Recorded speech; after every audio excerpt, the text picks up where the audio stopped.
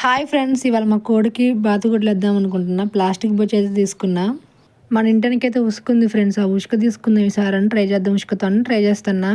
ఉసుకలో రాళ్ళు ఉంటాయి ఫ్రెండ్స్, అవి కంపల్సరీగా మీరు తీయండి. ఎందుకంటే గుడ్లు పెట్టినప్పుడు కోడి కూర్చుండడం ద్వారా గుడ్లని పగులుతాయి, బరువు ఎక్కి గుడ్లకు కుచ్చుకునేవి. కంపల్సరీగా రాళ్ళు తీయండి. ఇది చూడండి, నేను ఆడికి పోతే ఆడికి వచ్చింది. ఎమ్మట ఒక సిఐడి ఆఫీసర్ లాగా ఎమ్మటే తిరిగిద్ది పిల్లి పిల్ల, మామూలుగా అసలుకి.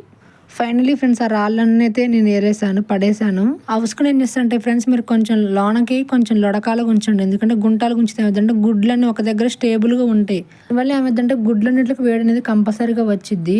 దీంతో పాటు ఇది అయితే కంపల్సరీగా మిస్ కాకుండా మీరు కూడా కంపల్సరీగా ట్రై చేయండి. వేపాకు. ఎందుకు వేపాకు అంటే కోడి 21 రోజులు కూర్చుంటుంది ఫ్రెండ్స్ గుడ్ల పైన. 21 రోజుల్లో అంటే బయట నుంచి వేరే కోళ్ళకున్న కోడి పైన అంటం, లేదంటే చీమలు బట్టలు అంటే జరుగుతూ ఉంటాయి. మొత్తం 6 గుడ్లు తెచ్చా ఫ్రెండ్స్, బాతు గుడ్లు 6 అయితే కంపల్సరీ వేస్తా. మరి చూడాలి 6 ఇట్లా కారస్తాయో మరి ఎన్ని వస్తాయి నాకైతే ఐడియా కూడా లేదు, చూడాలి. కోడిని పొదిగేసే ముందు మాత్రం ఇదైతే కంపల్సరీగా మిస్ కాకుండా చేయండి.